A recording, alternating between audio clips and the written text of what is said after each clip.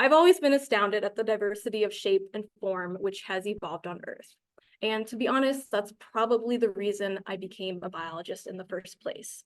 There is simply an incredible amount of variation, morphological variation and structure among species on this planet. And so the overarching goal of my dissertation is to explore mechanisms and patterns relating to morphological evolution. And for those of you that know me, or if you follow me on social media, you may know that I keep a fish tank or two at my house. So I've always been drawn to fishes, and in a sense, it's because they're probably the most diverse group of vertebrates on the planet. With over 33,000 known species, they come in all sorts of shapes, sizes, and unique morphological structures, making them just a fantastic group to study factors relating to morphological evolution. So in this dissertation, I use this multifaceted approach to understand the variety of factors, such as ecological, environmental, and genetic, which all contribute to the evolution of body size and shape in fishes.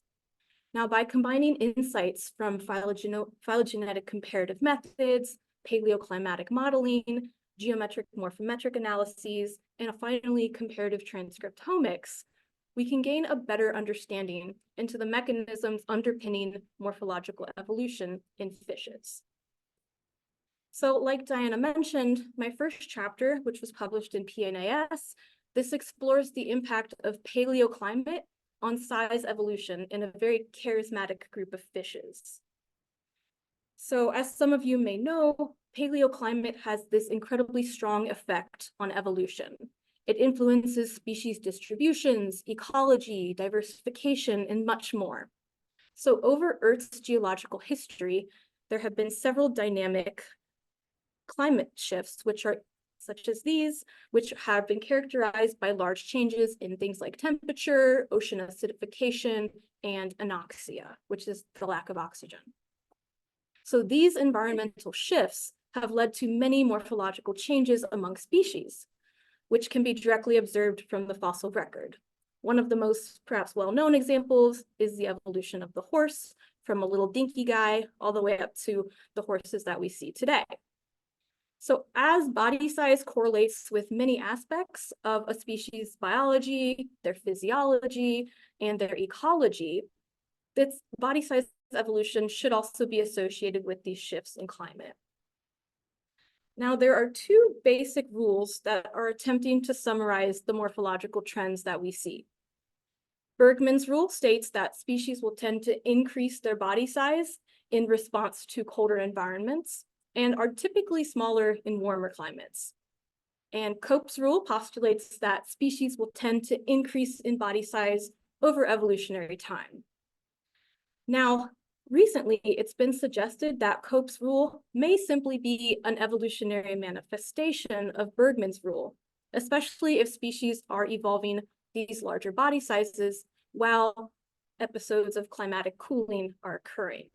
So this is also termed the Cope-Bergmann hypothesis. Now, species' response to climate will vary, but ectotherms that rely on their environment for temperature regulation are likely going to be more susceptible to climate change compared to endotherms like birds and mammals. So ectothermic invertebrates especially have been studied in great detail, particularly things like brachiopods and trilobites and other marine arthropods, due to their exceptionally robust fossil record. But among ectothermic vertebrates like amphibians, lizards, and fishes, Cope's and Bergmann's rules have been tested a little bit less, especially in ray fin fishes, which, like I mentioned, are the most diverse vertebrate clade. So this brings me to tetradoniform fishes. They are this exceptionally robust clade full of lots of cool species that enable a great model system to test patterns of body size evolution in relationship to past climate events. This is largely owing to their exceptionally robust fossil record. It's really well studied, and they also have really extraordinary morphological diversity. So tetradoniforms are mostly marine species, although there are freshwater species. They're represented by about 400, 450 extant species, And they include things like the puffer fishes, the box fishes, and the triggerfish. Their morphological diversity, coupled with this really robust fossil record, provides a unique system in order to test this Cope-Bergman hypothesis in ectotherms, specifically in fishes. So using tetradoniforms as a model, we test the following questions. First, are paleoclimatic changes correlated with changes in body size? And if we do see a correlation, will they observe this Cope-Bergman hypothesis? For instance, will their body size evolution correlate to a paleotemperature curve in which tetradoniforms are evolving towards a larger body size during periods of climatic cooling? So to answer these questions, we generated a new time-calibrated phylogenetic tree for these tetradoniforms using something called a total evidence dating approach, which essentially just combines genomic and morphological data. And we use about 1,000 exon markers in our morphological matrix to estimate the tree. And then in conjunction with our new phylogeny, we use ocean temperature records spanning back 100 million years, which encompass all of tetradontiform's evolutionary history, in order to test these hypotheses that tetradontiform fish evolution is impacted by paleoclimate. So this is a brief run through of how we generated our genome-wide data. We took museum specimens and extracted genomic data for about 130 species. And then we used basically an exon capture approach, which is essentially targeting specific places along their whole genome. And then we sequenced these. And then in order to increase our taxonomic sampling, we took additionally published genomes from NCBI, an online repository. And then our total sampling encompasses about 185 tetradontiform species, and we have 5 outgroup taxa. And this represents about 41% of overall tetradontiform extant or living species diversity. And just real quickly, this is how we integrated our fossil and extant species. So for scalability reasons and to account for any topological uncertainties in our phylogeny, we simply randomly sampled our full genomic subset to create 5 largely independent subsets, and they overlap in just a few anchor genes. So when we combine this with our morphological character matrix based off of our fossil data, and together we have both extant and living species, about 237 plus 7 outgroup taxa. We ran these subsets in Mr. Bayes until they converged, and then from each of those 5 subsets, we selected 100 trees from our posterior distribution, and then additionally, we constructed a maximum clade credibility tree based on 10,000 trees, which were randomly sampled from all of our subsets. So we have this way a robust sampling effort. And then to get our body size data, since we're interested in this as well, we took standard length data for all species, both extant as well as fossil, from museum databases, online websites like FishBase, Fishes of Australia, and additional published papers. And additionally, because some tetradontiform families are shaped really differently than like a standard issue fish, we wanted to make sure that body size, or body length rather, was still a good proxy for size, as opposed to something like volume. So to make this correlation, I used this program called 3D Slicer, created 3-dimensional models like this that I downloaded from Morphosource.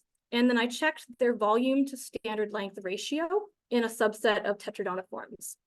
And then this was strongly correlated. So I proceeded to use the standard length data from those online sources as our proxy for body size. And this has the added benefit of just being simpler to measure because of the fossil species in our analyses. All right, so our paleotemperature data set for the past 100 million years is taken from the Scotesi et al. 2021 paper. And we test 2 types of temperature curves from this data set. Our first is this global average temperature, and one for a sea surface temperature at tropical latitudes. And due to the biology and the ecology of tetradoniforms. Remember, they're mostly marine dwelling species in tropical and subtropical waters and shallow water. We felt that these two temperature curves would more accurately reflect the past environment in which they lived. All right, sorry, it's a lot of methodology, but to fit our evolutionary models, we conducted model fitting analyses using R. So to account for tree uncertainty, we tested all of our models on the 500 trees that we pulled from the posterior distribution. And we test a set of standard models such as Brownian motion, early burst, OU, and also some trend models. But to more explicitly test for this increase in body size in relation to climate change over time, that is the Cope-Bergman rule, we fitted a not yet published climate-dependent OU model, which two of my excellent co-authors, Julianne and Andy, put together. So these models are essentially an extension of the classical OU model, in which the optimum of the OU model is just the environmental curve. And then lastly, to test whether ocean temperatures are correlated with size, we took our maximum clade credibility tree that we estimated earlier, and then we mapped onto it our ancestral body size onto each node. And we incorporated these results into a PGLS to model each of the two temperature curves. All right, so under our total evidence framework, which combines both genomic and morphological data, we do infer the most comprehensive tetradontiform phylogeny to date. It includes extant taxa, as well as 52 fossil species. And we place our divergence time estimations within the late Cretaceous period, somewhere around 98 million years ago. Our model fitting analyses revealed very strong support for these climate-dependent models right here. So here I've plotted the distribution of likelihood scores for all 500 posterior trees for each of the 7 models that we tested. And you can see most of the support went to this climate OU model with the global average temperature curve. And then to visualize the scale and the directionality of body size over time, we reconstructed and plotted ancestral body size as a trait gram.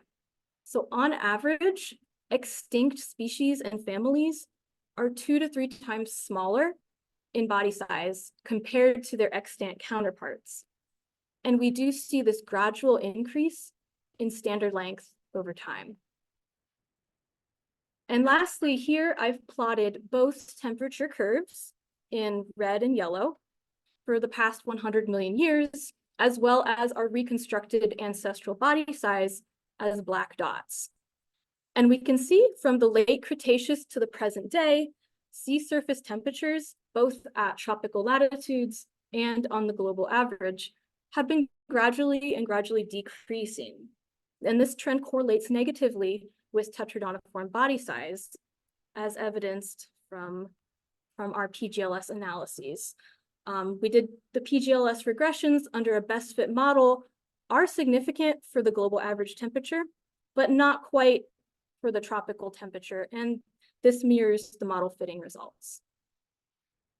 So overall, what we see here is that these analyses provide really strong support for a Cope-Bergman rule in which the tetradoniform body sizes are strongly correlated with sea surface temperatures over the past 100 million years.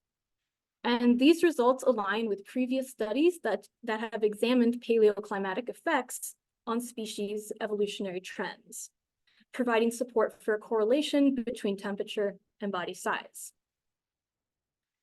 Now, although exceptions do exist, Bergman's and Cope's rule is typically well supported in birds and mammals. However, among ectotherms, findings have been mixed. So studies have identified support for these rules in arthropods, reptiles, freshwater fishes, and amphibians, but at the same time, also no support, and the inverse trend has been found as well. So Bergman's rule was originally hypothesized for endothermic vertebrates, and it describes how larger species might conserve heat better in colder environments. due to this increased surface area to volume ratio. Now, the heat conservation hypothesis behind this original rule will likely not even apply at all to ectotherms, and thus we need other explanations or hypotheses to determine the pattern. So it's unlikely that a global explanation exists for body size in all ectotherms. However, temperature does seem to be an important driver of their evolutionary patterns, as ectotherms have a reduced capacity for heat conservation compared to endotherms. And we see evidence for this in other marine ectotherms, such as these deep-sea ostracods. These were found to have increased body size over the past 40 million years, during which global deep-sea temperatures also gradually cooled. So in conclusion, we do find this strong link between the evolution of body size and the past ocean temperature in tetradoniform fishes. And these results seem to provide strong support for both Bergman and Cope's rules, trends that are less studied in marine fishes compared to their terrestrial vertebrate counterparts. And furthermore, these results are robust to a number of factors which drive uncertainty in macroevolutionary inferences, including the use of different genomic subsets for time tree inference, as well as the utilization of different paleotemperature curves. So while the evolution of body size in tetradoniforms appears to conform to a Cope-Bergman rule, other factors such as ocean acidification, dissolved oxygen concentrations could affect this trait and thus deserve further investigation. All right. That was my first chapter. So in my second chapter, we do stay in the tetradoniforms order, but then we shift our focus a little bit to patterns of morphological evolution in the skull. So in this chapter, I examine evolutionary innovation and how it accelerates morphological diversification in tetradoniforms. So like I said before, one of the most fascinating natural phenomena is this ability of organisms to evolve and diversify. And evolutionary innovations have shaped the process of evolution and can account for the evolutionary success of numerous clades. Now, these innovations are novel traits which directly enhance diversification by allowing species access to previously unobtainable niches. Now, these adaptive breakthroughs are found throughout the tree of life and include such innovation as flight in birds, adhesive toe pads in arboreal lizards, and also pharyngeal jaws in cichlids and other fishes. However, the processes in which these innovations arise and their downstream effects on patterns of morphological diversity still remain poorly understood. So comprehending which factors contribute to the evolution of innovation is therefore critical to our understanding of how biological diversity is generated. So phenotypic modularity and integration have been proposed as these factors facilitating the evolution of innovation. Traits that are highly modular can evolve semi-independently, allowing organisms to evolve independent adaptations and facilitate the evolution of complexity and diversity. Alternatively, more integrated traits can evolve together in a coordinated way, and in this way, they may be able to produce more extreme morphologies, such as the asymmetrically flattened skulls of flatfish and the beaks of these honey creeper birds. Additionally, innovations may also enable access to novel habitats, resulting in increased lineage and morphological diversification rates. Coral reefs in particular are these exceptionally diverse habitats, which host complex interactions between corals and fish. Now, many reef-associated species bear novel evolutionary innovations, such as the intramandibular jaw joint in these butterfly fish, which expands the size of their gape and assists in grazing algae and invertebrates off the reef. Additionally, the beak-like jaws of parrotfish, which aid in helping them eat from hard surfaces, are considered to be innovative traits. Now, back to tetradoniforms as this excellent model system to explore mechanisms related to evolutionary innovation in terms of both morphological diversity and habitat association. Tetradoniforms possess this host of unique morphologies, like spines and spikes in pufferfish, all the way down to the fused teeth resembling a beak in several families. So this beak represents this potentially extreme morphological trait, which has potentially evolved in a highly integrated way. And additionally, in addition to phenotypes, tetradoniforms permit tests between different habitats, since they are found in open oceans, coral reefs, freshwater rivers, you name it. So here we investigate the evolutionary drivers of morphological diversification in tetradoniforms. Past work shows that coral reef association is going to promote increased lineage diversification in this group. However, the impact of habitat on patterns of phenotypic diversification still remain unclear. At the same time, the evolution of the beak in many families may represent a significant innovation which facilitates evolution in these beak-bearing clades. Tetradoniform beaks represent this divergent morphological structure, which may promote rapid evolution due to strong phenotypic integration of the skull. So therefore, we hypothesize that coral reef association and also high skull integration in these beaked species would promote faster rates of morphological evolution and also increases in morphological disparity, contributing to the overall evolution of the clade. So to answer these questions, we take a different approach from chapter 1.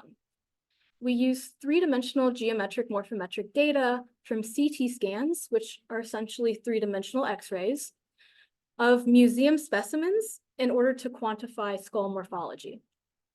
We compiled morphological data from 176 species of tetradoniforms. And this includes 3 fossil species, which are some of the only known three-dimensionally preserved tetradoniform skulls in museum collections. And these are especially valuable to our study because, as some of you know, most fossil skulls or anything preserved gets flat. And that makes it exceptionally difficult to quantify three-dimensionality. So these preserved skulls offer an incredibly important aspect to our morphological data set. So like I mentioned, we generated new CT scan data for 145 species, and we downloaded additional scans from Morphosource, this public repository, in order to increase our taxonomic sampling. Then we just simply segmented our specimens and then we landmarked them in this 3D slicer software.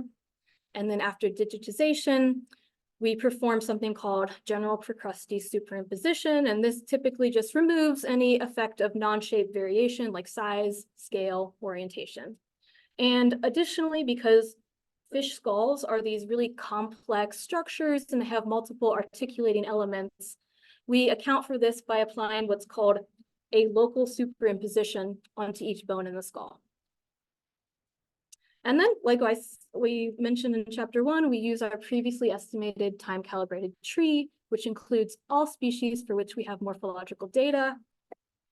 And we took habitat association for extant species from online sources such as FishBase and Fishes of Australia. So each of the species in our analysis was coded as either coral reef associated or non-reef associated. And for instance, non-reef habitats are things like open ocean or deep sea, or just not associated with coral whatsoever. For the fossil species in our analyses, the habitat categorization is a little bit trickier, but we coded those species based on the paleobiotype in which they were discovered. So if a species was discovered where the presence of reef-building corals were, then we coded them as reef-associated. And for our dental morphology, we characterized each species using the criteria of Jim Tyler, who's with us today. And beaked species possess these highly modified or fused teeth resembling a beak. And non-beaked species possess teeth that are these discrete units, and they protrude out of the jaw socket, kind of like our teeth. Okay, so what we did is we also quantified the rate of skull shape evolution and total levels of morphological disparity between our categories. So between reef and our non-reef, and between our beaks and our non-beak species, using functions found in the R package geomorph. And then to quantify rates of tetradoniform skull shape evolution across our phylogenetic tree, we used Bayes traits using a variable rates model. All right, so to test for patterns of evolutionary modularity and integration between our beaked and our non-beaked species, we first defined a set of a priori hypotheses of modularity, and they're shown on the screen. These encompass a range of different functional, embryological, and sensory hypotheses based off previous literature. So just real quickly, each of these hypotheses, the different colored regions represent a module. So in this functional module, we have the neurocranium as a separate module, and beaks of the jaw and the suspensorium in a separate module. So in this one, we have two modules, and then we range all the way up to individual bones as separate modules. So if we input those modularity hypotheses into geomorph, we can use the covariance ratio analysis in the phylomodularity function to essentially tell us the difference between levels of modularity and integration between our beaked and our non-beaked species. Okay, so after all that methodological talk, we finally get to some results. So what we find overall is that tetradoniforms display this enormous diversity of skull shapes.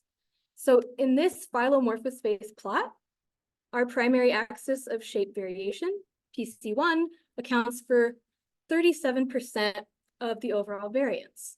So now if we go and we color according to our mouth type, so our beak versus our non-beak, what we see is that along PC1, beak species, here in blue, occupy a separate area of the morphospace compared to their non-beaked counterparts in orange. And additionally, after calculating levels of morphological disparity between each group, we do detect a significant difference in the skulls of our beaked species. And then if we color by habitat category, so in this plot, reef species are colored in red and non-reef associated species are colored in gray, we don't find any difference in overall area of the morphospace. And we also detect no significant difference in skull shape disparity between habitat type. And while we don't find any difference in the degree of skull modularity and integration between our beaked and our non-beaked species, what we do observe is that a substantially faster rate in beaked species, particularly in bones among the jaw, such as the premaxilla, maxilla, and dentary. So here I have models of two different tetradoniforms representing a beaked species and a non-beaked species, and the bones are colored by evolutionary rate, with redder colors representing faster rates of evolution. So what we observe overall is that rates of evolution are about two times as fast in our beaked species, and particularly faster in the jaw region. And we get similar results from our Bayes traits analysis. When we look at the tempo of skull shape evolution, we see one of the fastest rates occur in these transitions to beaked clades, which are here indicated by the stars. And if we zoom in a little bit within the Tetradontidae family, we see another distinct rate increase on this branch leading to this sharp-nosed pufferfish in the genus Canthogaster. So, and this also coincides with the shift towards more elongated skulls compared to other pufferfish like this Marylina darwinii species.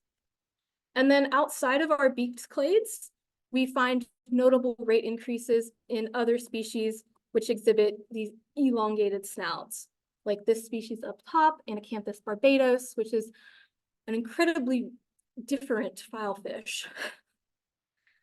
So overall, coral reefs have been previously linked to these increases in rates of morphological diversification. However, our results suggest something a little more nuanced, where reef association alone may not be enough to promote large changes in morphological diversification. And recent studies lend support to our findings. So for instance, in 2019, Evans et al. Examined pharyngeal jaw morphology across both reef and non-reef associated wrasses, only to find no difference in rates of evolution between each group. However, they did find these higher rates in specialized reef-associated clades, such as in these cleaner wrasses and in these parrotfishes. Both are specialist feeders. And we see something similar, I think, in tetradon forms as well, where these transitions to this genus Canthogaster show a rapid increase in the rates of skull shape evolution. So Canthogaster are these incredibly small reef-associated pufferfishes, which have evolved this more pointed snout. And this perhaps allows them to easily maneuver into cracks and crevices on coral reefs and feed upon the small benthic organisms there. So overall, I think this indicates that a broad encompassing rule, which describes reefs as the overall promoters of morphological diversity, may be a little more nuanced than previously thought. And instead, other factors like specialized trophic ecology may play a larger, more prominent role. So altogether, our results suggest that despite this conserved pattern of skull integration, we still see these increased morphological rates in the jaws of beaked species, suggesting that the beak is an important morphological structure promoting their overall morphological diversification. Additionally, reef association does not necessarily equate to higher morphological rates, and more nuanced situations like trophic specialization could better explain the pattern that we see. All right. Well, thanks for putting up with me for so long. I'm on to the last and final chapter. And this is, we shift to a hyperdiverse family, gobies, which have a near and dear place to my heart, like Diana mentioned. So in this chapter, we focus away from phenotypic results and focus more on genetic factors associated with body size reduction. So like I've said before, organism size is one of the most fundamental species traits, correlating with things like metabolism all the way down to reproduction. In general, larger bodies have been viewed as this more advantageous trait, but there are trade-offs. Larger species will tend to inhabit larger geographic ranges, have higher fertility levels, and possess longer lifespans compared to species that are on the smaller end of the spectrum. So despite this evolutionary trend towards large body size, we still see a lot of trends towards the opposite side. So miniaturization, or the extreme reduction of adult body size, has evolved numerous times across the tree of life and includes such minuscule species like Paedocyprus progenetica, which is a relative of the carp, and it reaches a maximum body size of 1 centimeter long. And this is one of the world's smallest vertebrates. And we find dwarf miniaturization as well in dwarf chameleons, dwarf frogs, and this cute little dwarf brown mouse lemur, which is one of the smallest primate species. So a large number of morphological, behavioral, and ecological consequences can arise from being miniatured, as you might imagine. Miniaturized taxa are commonly characterized by having these greatly reduced or just very simple morphologies. If you remember our diminutive friend, Paedocyprus, well, these fish compared to their closest relatives have incredibly simple skeletons. In fact, they most closely resemble juveniles of closely related species compared to the adult species. And this is termed paedomorphism, which is how they got their name. And although we do see miniaturization occur in mammals, birds, reptiles, insects, you name it, miniaturized taxa are quite common and well documented in fishes. And among fish, the family Gobiidae, the gobies, is extremely diverse, containing over 2,000 known species and more being discovered every year. Most gobies are already relatively small, but there are several instances of miniaturization where species do not exceed more than 1 inch in length, such as these dwarf gobies in the genus Eviota, pygmy gobies in the genus Trimma, which love to swim upside down, and also this paedomorphic infant fish in the genus Schindleria, which are extremely unique. So due to these multiple independent instances of miniaturization, which appear throughout their phylogeny, gobies offer a really unique model system. While we understand a lot about the morphological aspects of miniaturization, its genomic basis is not well understood quite yet. So here in this chapter, I investigate the underlying genetics of miniaturization by assembling the first transcriptomes for 6 species of goby, and I compare gene expression between 3 pairs of closely related large and small-bodied species. So we test for genetic convergence on a small body size by analyzing these differentially expressed one-to-one orthologs, which I'll explain what they are in just a sec. So if we find orthologs that are expressed at statistically higher levels in small-bodied species compared to our large-bodied species, then we can consider those genes candidates for miniaturization. In addition, we also infer a new goby phylogeny with 134 species using genome-wide data, and we reconstruct ancestral body size along the tree. And this is one of the first studies utilizing a comparative transcriptomic approach to analyze the evolutionary basis of miniaturization in goby fishes, which I think are often the poster child for small-bodied fish on coral reefs. All right, and I wanted to go over a little bit of the terminology for those who might not be familiar. So most of us, I hope, are familiar with DNA, which carries genetic information. So the complete set of all DNA in an organism is called the genome. And if we recall the central dogma of molecular biology, we know that DNA is transcribed into RNA, which is then translated into protein. So therefore, a transcriptome is the complete set of all transcripts in an individual. Now, we are especially interested in these transcripts because they are important in capturing gene expression. So in layman's terms, gene expression refers to how active or how turned on a gene is. So essentially, you can consider genes that are more highly expressed to be more active than genes that are more lowly expressed.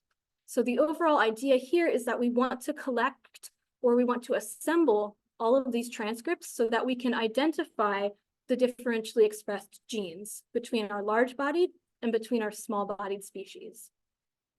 Now, normally we would use something called a reference genome, which was essentially we use as our map.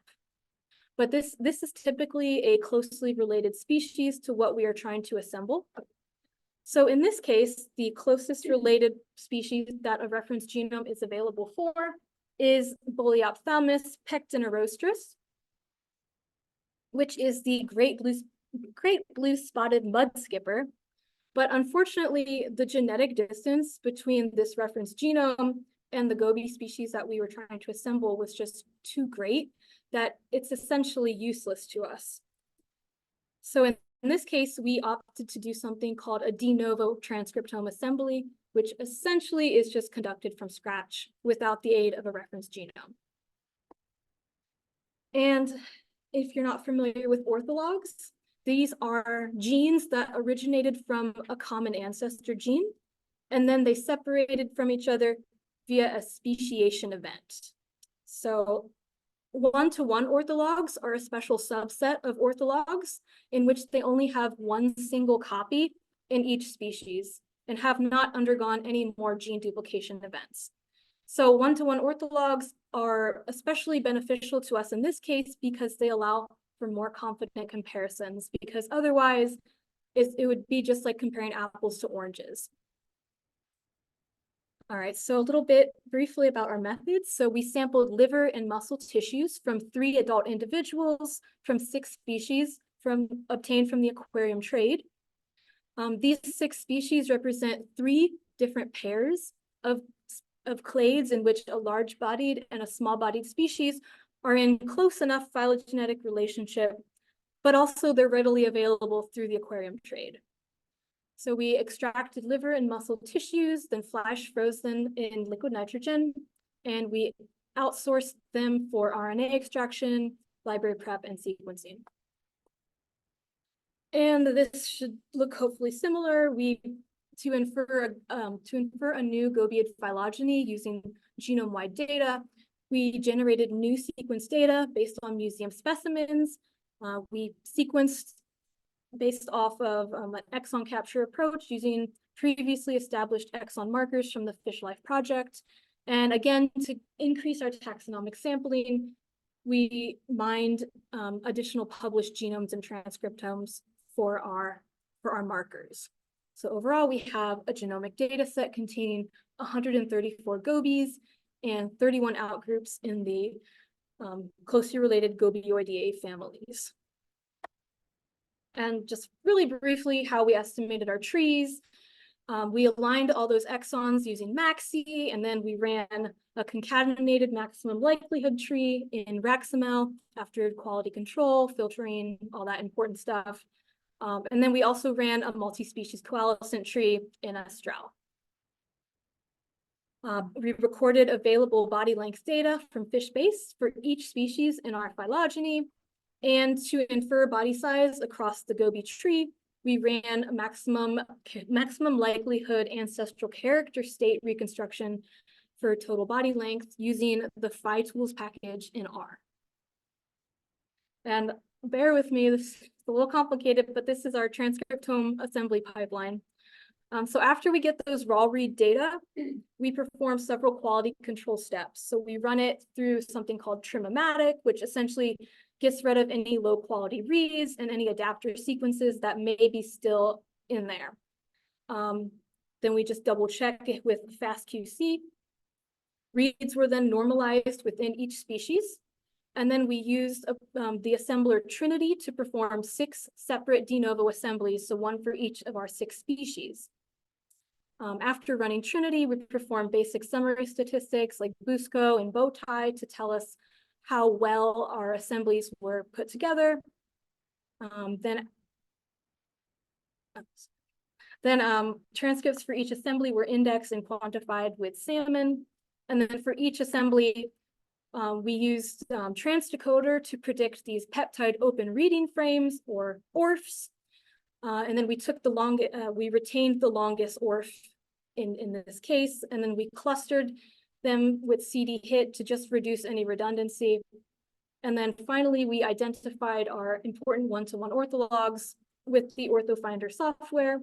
And then we can use our Salmon indexing that we estimated previously, and then we can finally quantify transcript expression on the level of the one-to-one orthologs. And this step will generate a counts matrix, which we used in our downstream analyses. So we ran 4 different differential expression analyses using the DSeq2 method implemented in R. Now, essentially, we are searching for orthologs that are differentially expressed in large species compared to small species. Now, we first analyzed differentially expressed orthologs in each clade separately, and then we compared them on an overall basis. And it's not simply enough to just find these differentially expressed genes / orthologs. We want to know what they do. So to infer gene function, we use the Panther database to generate a functional classification list containing our gene ontology, or Go terms. And gene ontology is simply a way to categorize the function of a gene. And then lastly, we summarize the Go terms with Revigo, which clusters highly similar terms and plots them all as a scatter plot. All right, so you've heard me ramble, so let's get to the fun part. So here is our phylogenetic tree estimated in RACSML, showing the ancestral character reconstruction for total body length. So in this plot, larger body species are indicated in cooler colors, while smaller bodied species are indicated in red, warmer colors. So we've obtained 3 different clades where a large-bodied and a small-bodied species are in close phylogenetic relation. And these are the ones that we selected for our transcriptomic analyses. So overall, our ancestral character reconstruction reveals that the family Gobiidae evolved from a larger-bodied ancestor. And on top of that, along with that initial transition to smaller size, we do have several other instances of small body size, especially in our infant fish, Chandelaria, and our dwarf gobies, Eviota. And then these are the results of the differential expression analyses on a clade by clade basis. So here, what you're looking at are heat maps and volcano plots, showing the differentially expressed orthologs for each of our 3 clades. So each row in our heat map represents an individual ortholog, and each column represents a tissue replicate for each species.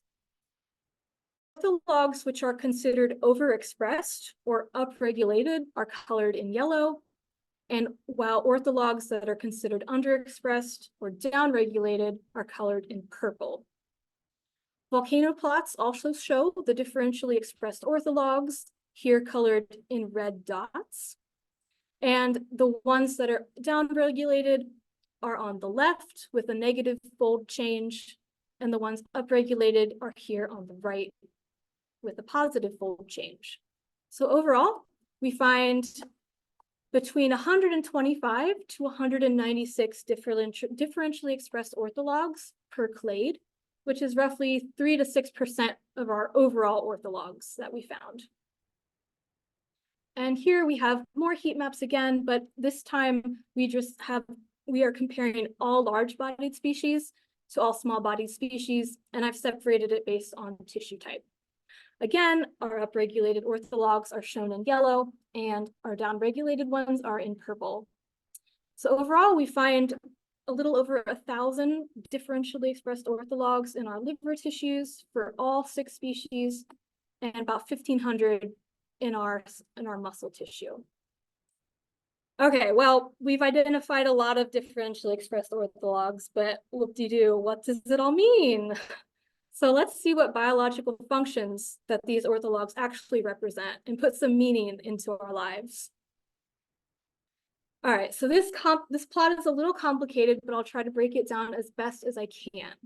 So using the online Panther database, we connected these differentially expressed orthologs with their respective biological processes, and I've summarized them here as a scatter plot.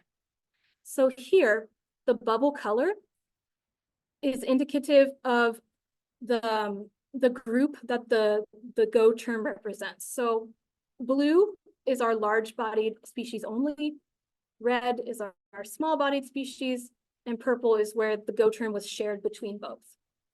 Bubble size represents the relative frequency of the gene ontology term in the reference annotation database, where larger bubbles are more general terms and smaller bubbles are more specific terms. So for instance, this Go term right here, number 55088, is associated with lipid homeostasis, and it's a fairly small bubble, and it's a more specific term. Whereas this Go term right here, 44237, is a much larger bubble, and it's classified as just cellular metabolic process, so just a very broad Go category. Lastly, I have also grouped these Go terms according to more broader categories. So we can see right here that the ones surrounded by this purple oval are represented by just metabolic metabolism processes. And overall, these encompass the majority of our gene ontology terms. And another thing that you'll notice overall is that there's really no particular difference between the color of the bubble, which would indicate that smaller bodied species were clustered over here. They're pretty much throughout the entire scatter plot But if we do narrow our focus ever so slightly, and we look at only those orthologs which are upregulated in all of our large-bodied species and downregulated in all of our small-bodied species, and then vice versa, we do identify some candidate genes involved in size evolution. So some of these genes have been previously associated with things like biosynthetic processes, metabolic processes, cell differentiation, but I want to focus on two of them in particular. So this YBX1 gene and this BZW2 gene, both are associated with cell growth and development. So YBX1 is this multifunctional protein coding gene. It's involved in quite a variety of biological processes, such as cell differentiation, stress response, embryogenesis, and also development. So previous studies doing gene knockdown, basically just turning the gene off, in zebrafish is shown to massively disrupt embryological development, leading to larval deformities. And then the second gene, BZW2, is involved in biological processes like cell-to-cell adhesion, and it may also be involved in cell differentiation and nervous system development. And downregulation of this gene has been shown to inhibit tumor cell growth, but in humans. But while there can be no substitute for actually demonstrating gene function using CRISPR-Cas9 technology, these candidate genes do offer us a little bit of insight into starting points in which to explore how gene function links to phenotype. So various explanations for why miniaturization occurs in the first place have been put forth, such as smaller species having extremely high speciation rates or being able to occupy novel niches. So gobies are part of this larger ecological grouping termed cryptobenthic fishes, which includes other small-bodied species which are either behaviorally or visually cryptic, and they are such fish like as gobies, blennies, triple fins, cardinal fish, and more. But although they are tiny, cryptobenthic fishes represent half of all biodiversity found on coral reefs. And this abundance is very likely associated with their small body size, because these cryptobenthic fishes will readily make use of microhabitats throughout the reef. Additionally, gobies are also one of the most rapidly diversifying fish clades. They exhibit extremely high speciation rates throughout their phylogeny. And even within Gobiidae, dwarf gobies in the genus Eviota are incredibly speciose with over 100 recognized species, and they are also extremely tiny, no more than 10 to 20 millimeters on length. So the exceptional species richness may be explained by increased opportunities for repeated shifts into microhabitats, and this in turn could drive the evolution of small body size. Okay, so in conclusion, this study generated the first de novo transcriptomes for 6 species of goby fishes, including 3 miniature species. And using this comparative transcriptomic approach, as well as differential expression analyses, our findings suggest that there is a conserved genetic element in the evolution of body size reduction and miniaturization. And while we identify several candidate genes associated with body size reduction in goby fish, I want to reiterate that body size is an incredibly complex polygenic trait with multiple genes coordinating together to produce size. So it's not expected that we would find 1 or 2 smoking gun genes that would explain everything. I mean, that would be perfect, but it's not reality. So as such, we are still far from knowing the exact mechanisms involved. And of course, more studies are needed to illuminate the underpinnings of this complex trait. So just some parting thoughts. Throughout this dissertation, I've shown you that various factors can greatly influence morphological evolution in fish, from past climate to evolutionary innovation, and even genetic components. But the story doesn't end here. It's my hope to continue to build upon this work and keep researching evolutionary morphology in fish and find out what else we can learn. So with that, I'd like to thank you all for your time, especially in this room. It's very warm. So I want to acknowledge all of these folks for their help, Diane and Ricardo in particular, the committee for taking me on 5 years ago, especially my husband Isaac, who's put up with all this fish-related talk for a long time, and a huge thanks to all my collaborators and co-authors without whom this work would have not been possible. So with that, I'm really happy to take any questions from in person or on Zoom. So yeah, thank you.